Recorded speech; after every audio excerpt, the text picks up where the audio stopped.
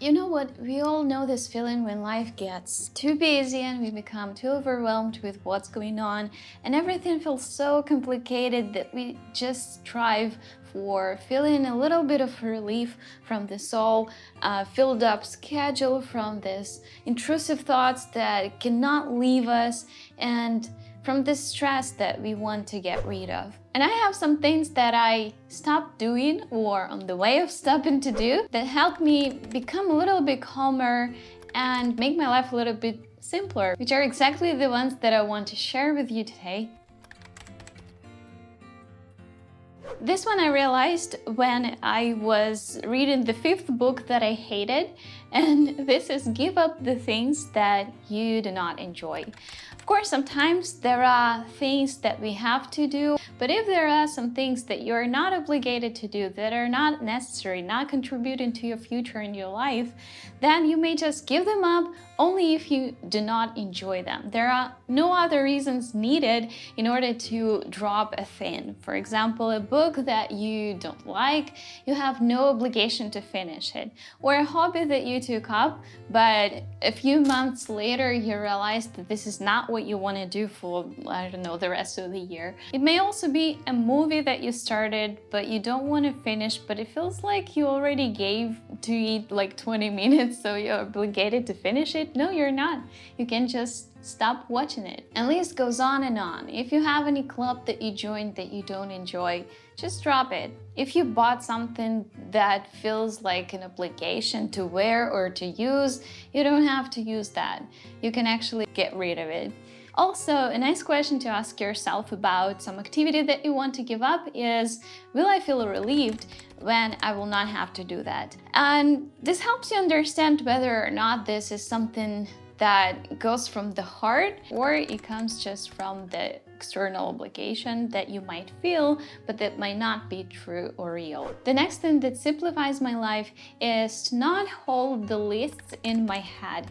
I think that as humans, we've got a lot of lists, like what to buy, how to take care of the child, what to do in our apartment, what needs to be mended or renovated, like what do we need to pick up or drop off somewhere. There's just the humongous amount of lists that we've got to remember about. And at some point of my life, I decided that no more. I don't want to hold this in my head because it gives me only the anxiety and stress, and this like necessity of remembering things just on its own gives me a little bit of like unnecessary stress that I don't want to hold. So whenever I find myself remembering stuff like, oh, I've got to buy the bed sheets, oh, I've got to mend my jeans, I catch myself, catch my thoughts in this moment and realize that I need to put this in the list in the digital form or in the written form so that I don't hold these things in my head and only create more stress in my life. So no more lists in my head. They are all on the paper or in my phone in Google Notes. If this is something that resonates with you, it would mean the world to me if you hit that like button. And if you want more of these ideas, go check my Instagram page for more content like that. Number 3 might sound a little bit controversial, but I find a lot of use in it. It's decluttering people. It sounds, yeah, a little bit unethical. Maybe I should have created a better word for it, not decluttering, but just getting rid of unnecessary and toxic connections in my life. Sometimes I find myself having an extended friend. Is this the right way to say that?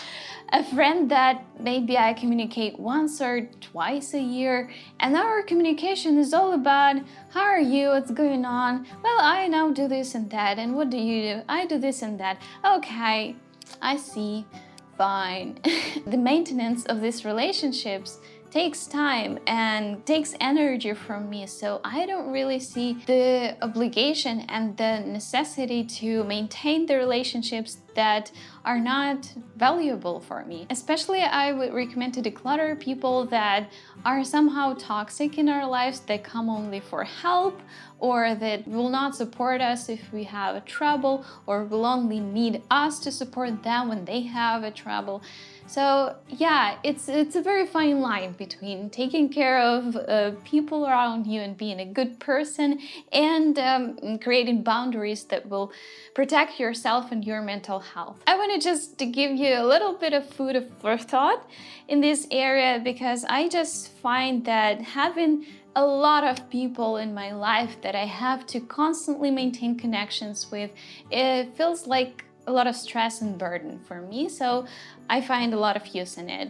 Just see if it applies to your life, and maybe it is something that you want to consider. For those of you who like to reflect on the past year and on how you can improve your life in the next year, I created the annual review PDF that is actually fillable. It's completely free. You just need to subscribe to my newsletter to receive this PDF that will probably give you a lot of peace and calm about the past and the next year as well. The link is right in the description, the first thing in the description, so check it out, please. If you're already subscribed to my newsletter, don't worry, I already sent it, you just need to check your inbox. And remember the quote that somebody said, we are an average of 5 people that we spend the most time with.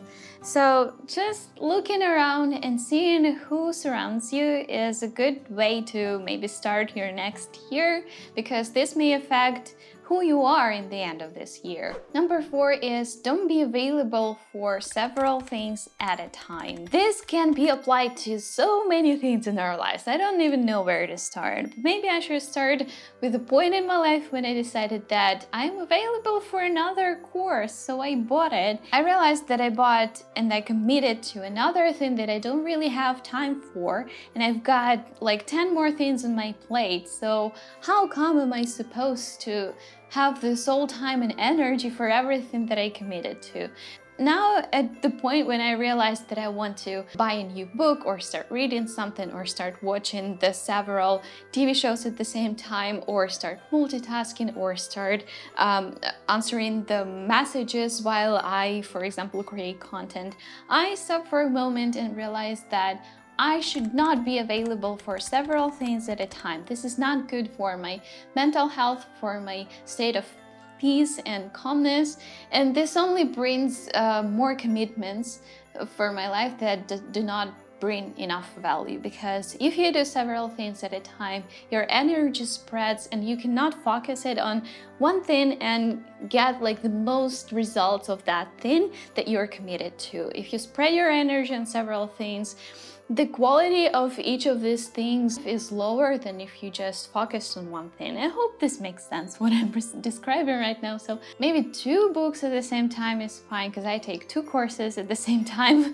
right now, but more than 2 things at a time is just too much for me, I think. The next thing that simplifies my life is not focusing on the happiness too much. I know that we sometimes like try to pursue this happiness because it's something abstract and really desirable that we all want. It's even in the Constitution, I guess. Nonetheless, I feel like pursuing is going to lead us to the delayed life syndrome, which means that we will only think that we will be happy if we have this thing in our lives. For example, I will be happy when I make a renovation. This is my story. I will be happy when I have a child. I will be happy when I get married. I will be happy when I get the 2nd degree at university. And the problem here is that it's not necessarily true. You will not suddenly become happier if something happens in your life, maybe a little bit, but not too much. And the second thing is that this pursuing all the time will only keep you in this delayed life mode when you cannot be happy at a present moment. For myself, I narrowed happiness to just 2 things in my life, which is my mental health and my physical health. If these things are all right, you've got like 90% chance to be happy no matter the circumstances around you. And of course, these 2 categories can be spread to like several things that you should do to maintain your mental health. For example, you've got to, I don't know, have walks in the nature, journal, sleep well, and meditate, okay? And your physical health is also super simple. You've got to eat some fruit and vegetable to maintain your physical health, do some exercises. If you've got health problems, don't wait till the last moment to go to the doctors. That's it. This is how simple your happiness is. And this is as simple as that. You do not have to make happiness too complex. If these things that I just mentioned are present in your life, then you've got a lot higher chance to be happy than pursuing something that may not even happen in your life, and if it happens, it may not even bring you happiness. If you'd like to hear more of the mindful ideas, subscribe to my newsletter. It's completely free. It's short and very inspiring, so I really recommend you to check it out by the link in the description. Also visit my Instagram page. And how about watching my last video, by the way, about how to start being mindful and incorporate some tiny mindfulness habits in your life. I think it will be of use for you, so go ahead and check it out. Have the most wonderful day. Goodbye.